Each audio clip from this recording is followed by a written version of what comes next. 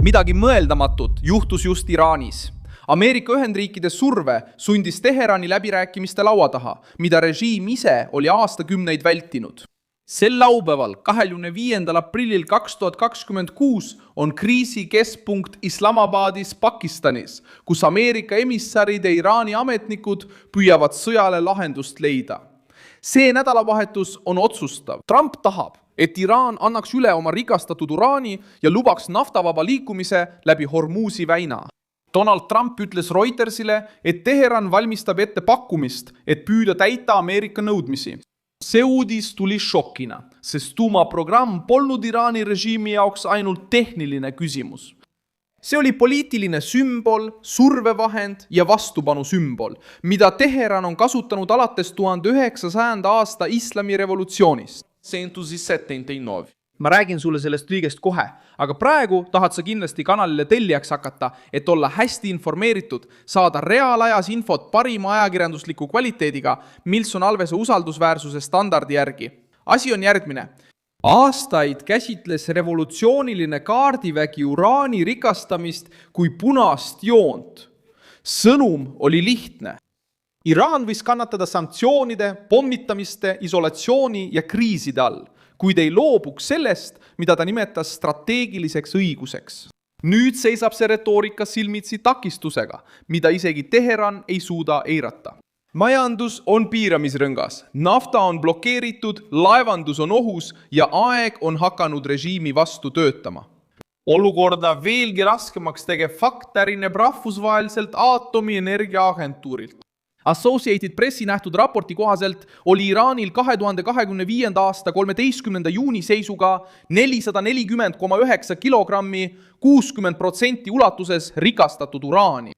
See tase jääb alla 90%, mida kasutatakse sõjalise otstarbega materjali jaoks. Kuid seda peetakse tehniliselt lülikeseks sammuks selleni. Agentuur märkis ka, et umbes 42 kilogrammi seda materjali, kui seda veelgi rikastada, võiks teoreetiliselt olla piisav korraliku aatomipommi jaoks. See tähendab, et tegemist ei ole sümboolse varuga. See on reaalne strateegiline vara, mida on aastaid kogutud ja mis on nüüd asetatud maksimaalse surve all peetavate läbirääkimiste keskmesse. Murrang toimus seetõttu, et Ameerika Ühendriigid vahetasid pommitamise loogika lämmatamise loogika vastu. Selle asemel, et toetuda ainult rünnakutele maa-aluste tuumarajatiste vastu, hakkas Washington survestama režiimi kõige tundlikumat kohta, Hormuzi väina. See kombinatsioon tekitas topeltmõju.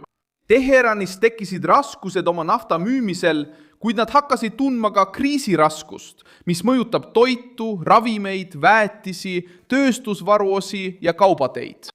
Just seal muutubki see olukord revolutsioonilise kaardiväe jaoks laastavaks.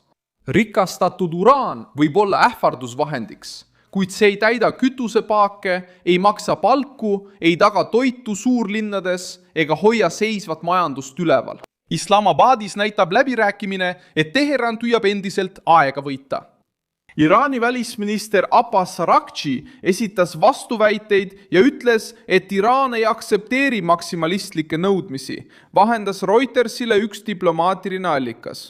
Sellegipoolest näitab Iraani lihtne kohalolek Pakistanis, et surve toimis. Teheran ei pea läbirääkimisi mugavuse pärast, vaid sellepärast, et kriis on muutunud otseseks ohuks süsteemi ellujäämisele. Ameerika Ühendriikide valitsus töötab omalt poolt koos Steve Witkoffi ja Jared Kushneriga, kes on Trumpi saadikud, samal ajal kui Iraan püüab kasutada Pakistani vahendajana, et vältida otsest vestlust, mis näiks avaliku alistumisena. Kulisside taga on Iraani probleem veelgi suurem. Režiim ei räägi ühel häälel. Ühel pool on president Masoud Pezeshkin, keda survestab nõrgenenud majandus, väsinud elanikkond ja sõda, mis on juba sulgenud lennujaamad, katkestanud teed ning külvanud hirmu. Teisel pool on Ahmad Vahid, revolutsioonilise kaardiväe komandör, keda hiljutised analüüsid on nimetanud meheks, kes on võimustruktuuris tugevnenud ja surunud režiimi karmimale kursile. Critical Threats Project teatas 24. aprillil, et Vahid ja tema ringkond blokeerisid Mohammed Baher Khalibafi ja teiste pragmaatiliste tegelaste katsed viia Teheran edasi. Need on peamised juhid. Majandus. See sisemine lõhe aitab selgitada, miks olukord on nii ohtlik. Pešeškini ja pragmaatikute jaoks võib osa tuumaprogrammi loovutamine olla alandav, kuid see säilitab siiski režiimi. Revolutsioonilise kaardiväe jaoks hävitab selle noovutamise akt nende jõunarratiivi, mis on nende autoriteeti aastakümneid toetanud. Organisatsioon kontrollib majandussektoreid, mõjutab julgeolekut, avaldab survet poliitikale ja toetab liitlasrühmitusi Lähis-Idas. Kui Iraan nüüd taandub, siis Teheranis kõlab vältimatu küsimus. Milleks oli kogu see ohverdus, kogu see repressioon ja nii palju vastupanu lubadusi? Reuters märkis samuti, et Trump avaldas kahtlust, kes praegu tegelikult Iraani juhib. Kui temalt küsiti, kellega Washington läbi räägib, ütles ta vaid, et Ameerika Ühendriigid suhtlevad praegu nendega, kes on võimul. See lause on märkimisväärne, sest viitab sellele, et Valge Maja näeb Iraani juhtkonnas tegelikku lõhet. Ja kui välisjõud märkab, et vastane on sisemiselt lõhestunud, muutub iga surveavaldus veelgi mõjusamaks.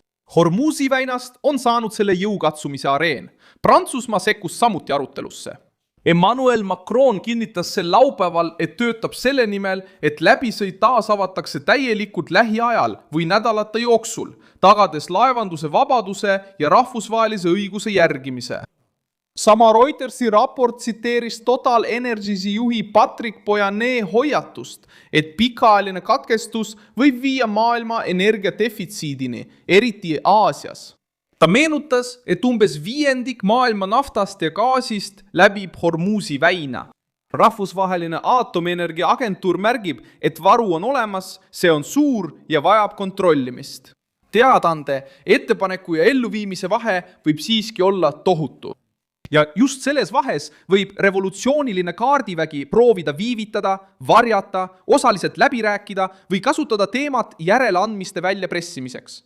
Sellegi poolest on surve juba mängu muutnud. Aastaid oli küsimus selles, kas Iraan jõuab tuumarelvale liiga lähedale.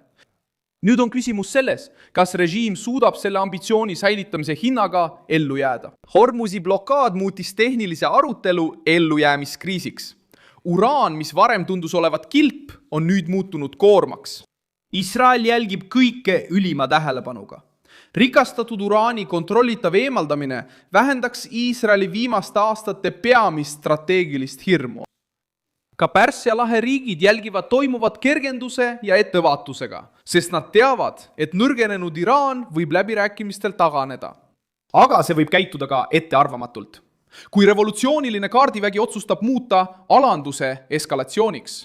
Lõpuks panid Ameerika Ühendriigid Iraani kibeda valiku ette. Režiim on aastakümneid panustanud sellele, et nende uraan ja geograafiline asukoht on piisavad vastaste hirmutamiseks. Nüüd on need 2 trumbi tema enda vastu surveks muutunud. Pane sellele videole like, telli kanal ja vaata lõpus kommentaare, et olla Milton Alvese kogukonnaga veelgi rohkem seotud. Järgmine.